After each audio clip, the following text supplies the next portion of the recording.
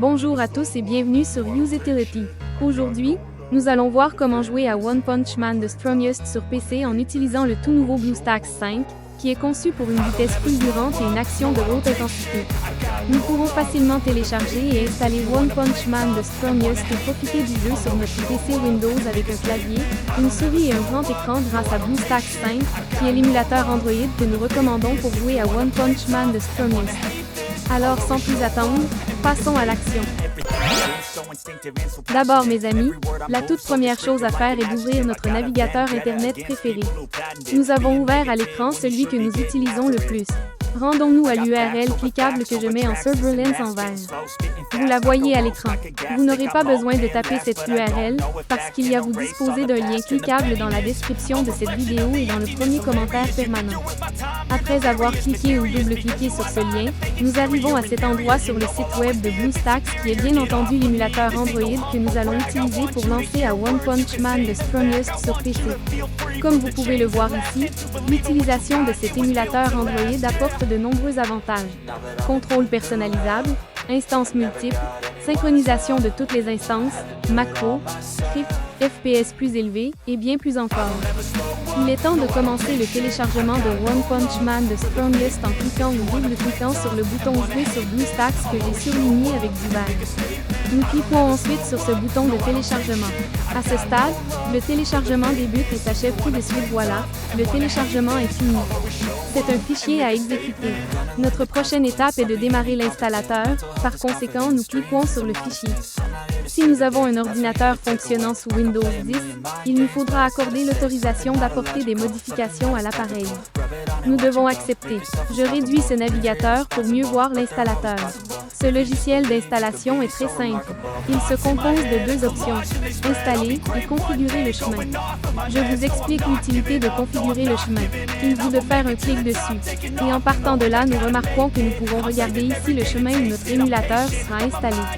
Si nous désirons changer ce dossier, il nous faut faire un clic de souris sur le bouton « Sélectionner le chemin ». Après, nous optons pour un autre dossier et installons notre émulateur où nous voulons.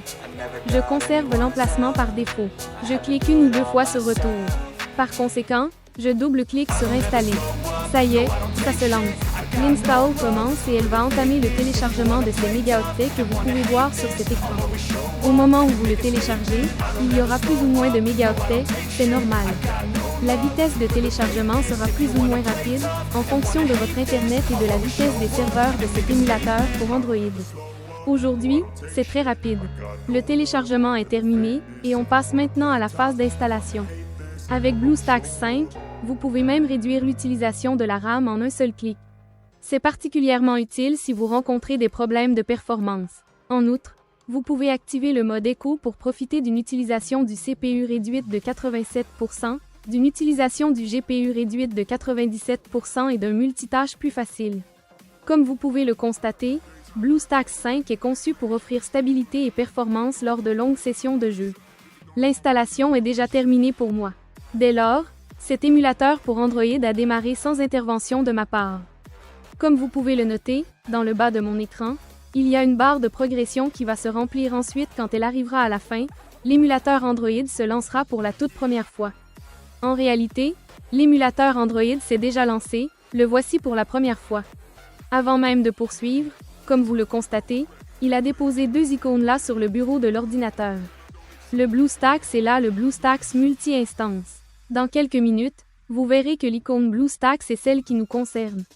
Chaque fois que nous souhaiterons exécuter One Punch Man The Strongest sur notre ordinateur Windows, nous ferons un clic sur cette icône et lancerons l'émulateur. L'icône BlueStacks multi-instance vous permet de lancer plusieurs instances d'émulateur. Et avec le nouveau gestionnaire multi-instance amélioré de BlueStacks 5 en mode écho, les joueurs peuvent exécuter plus d'instances de jeu plus rapidement et avec moins de lag. Sans plus tarder, passons à la phase suivante, qui sera inévitable, à savoir l'accès au Google Play Store. Pour cette étape, nous devons aller ici, System Apps, après nous cliquons gauche. De plus, nous devrons cliquer gauche sur Google Play. Comme vous l'avez constaté, le Google Play Store est bien entendu lancé. Maintenant, nous avons besoin de nous connecter. À présent que nous sommes arrivés à cet endroit, nous pouvons faire la prochaine phase qui est obligatoire. Ensuite, nous cliquons ou double-cliquons sur « Connexion ». À ce stade, Il montre « Checking info ». Il arrive de temps en temps que cela reste bloqué à ce stade et donc que cela n'avance plus. Si cela vous arrive, vous devrez essayer de vous connecter à nouveau après quelques heures, alors le problème sera sans doute réglé. À ce stade, il nous faut taper notre adresse email et le mot de passe correspondant. Cette adresse email doit être une adresse email Gmail ainsi que le mot de passe correspondant.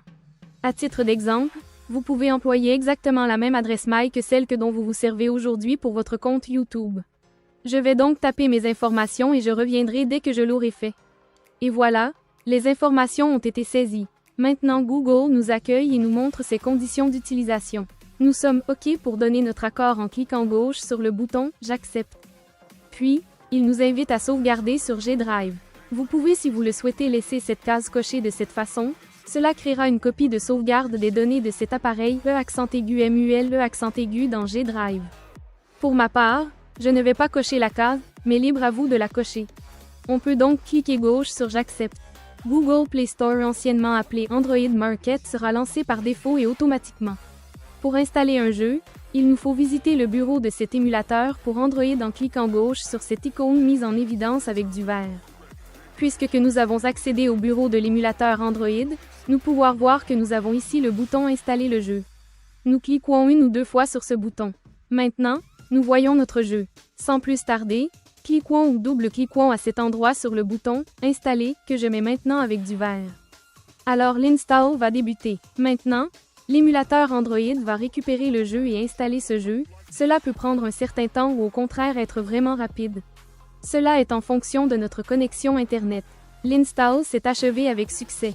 Tout de suite, rendons-nous sur le bureau de l'émulateur pour Android en cliquant avec la souris sur le bouton que je mets en Surveillance avec du vert, pour démarrer One Punch Man de Strongest pour la toute première fois. Nous arrivons maintenant sur le bureau de l'émulateur pour Android, et nous allons devoir double-cliquer sur cette nouvelle icône de l'app One Punch Man de Strongest qui a été générée. Notre jeu est démarré pour la toute première fois. Super! Je peux cliquer ou double-cliquer n'importe où sur l'écran mais également aussi me servir du clavier. Je vous montre le niveau de volume de notre émulateur Android. C'est à cet endroit. Nous disposons de l'icône d'amplification du volume et l'icône de diminution du volume. Grâce à cela, nous ne sommes pas tributaires du volume avec les outils Windows pour monter le son ou mettre en sourdine l'audio de notre émulateur.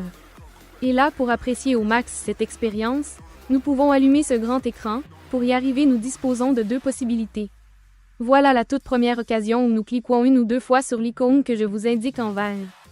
Ensuite, élargissons notre écran, en affichant une bordure en haut, une à droite et une en bas.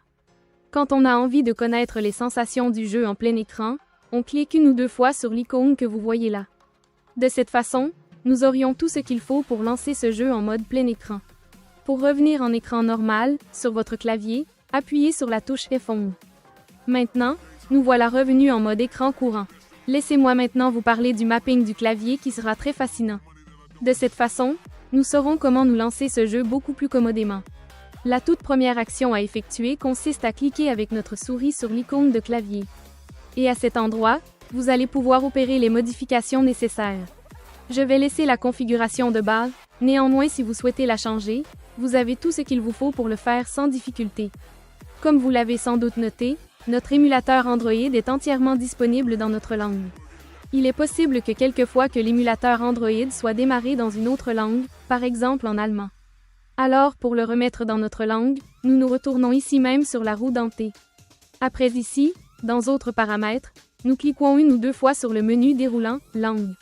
Nous allons pouvoir arrêter notre choix sur la langue que nous utilisons habituellement, français, anglais, chinois, etc. Une fois la langue choisie, sauvegardons nos changements, notre émulateur relance ainsi ce jeu, la prochaine fois que nous le démarrerons, sera de la même façon dans la langue de notre choix. À partir de maintenant, il existe un détail supplémentaire que nous devons prendre en compte, il s'agit d'un email disant qu'un nouvel appareil est connecté à notre compte Google. Ce mail voudra savoir si nous avons établi la connexion de l'appareil. Effectivement, c'est le cas, nous n'avons pas lieu de nous inquiéter, parce que l'émulateur émule un appareil Android. Et pour savoir quel type d'appareil a été MUL, allons ici même, à la roue dentée et cliquons une ou deux fois dessus. Rendons-nous à cet emplacement à l'option « Modèle ». Nous apprenons ainsi que notre émulateur émule un téléphone mobile Samsung. Nous allons donc recevoir un mail nous informant qu'un nouvel appareil de la marque Samsung est connecté à notre compte Google. Voilà, ce sera tout pour cette vidéo détaillée, chers amis. J'espère qu'il vous a plu, et surtout que vous l'avez trouvé précieux. Si oui, accordez-lui un gentil like, abonnez-vous, et si vous souhaitez laisser un commentaire, des questions à me poser ou des suggestions à faire, laissez-les dans la boîte de commentaires ci-dessous. Cliquez 1 ou 2 fois sur l'une de ces vidéos qui s'affiche à l'écran et rendez-vous dans les prochaines vidéos. À plus.